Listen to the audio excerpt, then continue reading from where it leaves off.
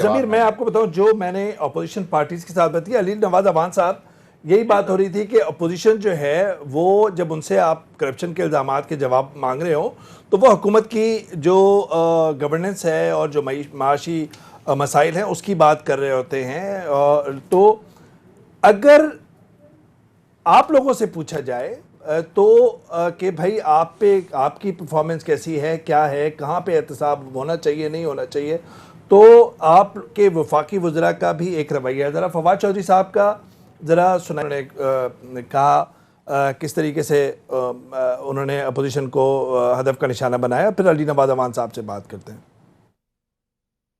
आज अगर चीज़ों की कीमतें बढ़ती हैं, जब हम देखते हैं डॉलर में जो है वो फ्लक्चुएशंस आती हैं और हमें एक अमूमी इक्तसादी जो सूरत हाल का सामना करना पड़ता है, इसकी बहुत बड़ी वजह वो करप्शन है जो माजी में इन तीन ख़ानदानों ने, यानी दो ख़ानदानों, शरीफ फैमिली ने और जरदारी फैमिली ने की है। जी अली नवाज अवान साहब, मतलब आप लोगों को अकाउंटेबल होना चाहिए अवाम के सामने, अपोजिशन की जमातों के जायज़ सवालात के सामने, और इसी तरह अपोजिशन को अकाउंटेबल होना चाहिए जो उन पे या केसेस हैं जायज़ हैं, ये कानून जो है वो कानून की तराजू में वो नापे जाएंगे। आप इस बारे में क्या कहते हैं? सबसे पहले मैं एक्सक्यूज कर रहा हूँ आपसे ये हमारा फंक्शन जो था आज, माशाल्लाह जो खान साहब ने हाउसिंग प्रोजेक्ट लॉन्च किया है 1,35,000, जो पहले इनका जो हमारी ऑपोजिशन का पहले जो हम भी ऑपोजिशन उस वक्त भी ये गवर्नमेंट में रह के हमारा मजाक उड़ाते थे। आज देखें हमने इसकी इनॉग्रेशन कर दी है और इंशाल्लाह ताला जो हमारा कौम से वादा है हम उसको पूरा करेंगे, जैसे हमने पहले खान साहब ने सारे वादे पूरे किए। दूसरा देखें, दो इशूज हैं। एक इशू है दो चीजें इसके अंदर। एक, हम 22 साल पहले तहरीके इंसाफ के नाम से खान साहब ने पार्टी बनाई कि इंसाफ मेरिट, और हमने कहा कि हम एहतसाब के साथ खड़े होंगे, क्योंकि ये मुल्क उस वक्त तक आगे नहीं जा सकता जब तक इन जो माफियाज बैठे हुए हैं यहाँ उनका एहतसाब नहीं होगा। उसके अंदर अक्रॉस द बोर्ड जो भी शामिल है, और हम तो ओपन है थी, इनके पीछे 10 साल से इन दोनों की गवर्नमेंट थी, खुसरो बख्तियार इनके साथ बैठे हुए थे। अगर आप बात करें अलीम खान की, वो भी इनके हमारे ऑपोजिशन में बैठे हुए थे। अगर किसी और का भी नाम ले रहे हैं तो हमने तो उनको बिल्कुल मना नहीं किया था कि आप इनके खिलाफ एहतसाब ना करें।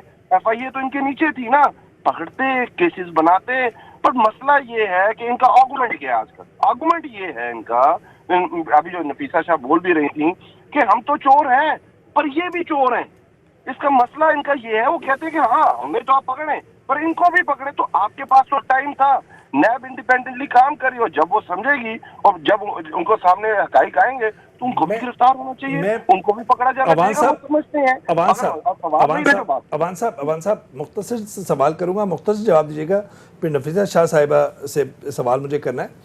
ये आपका आर्गूमेंट ये सही है कि ये जो इस वक्त सारे मसाइल हैं उसकी जिम्मेदारी पुरानी हुकूमतों की है, हम इख्तदार में हैं, उसके बावजूद जो है ये माजी की हुकूमतों का ऊपर ही मलबा डालेंगे?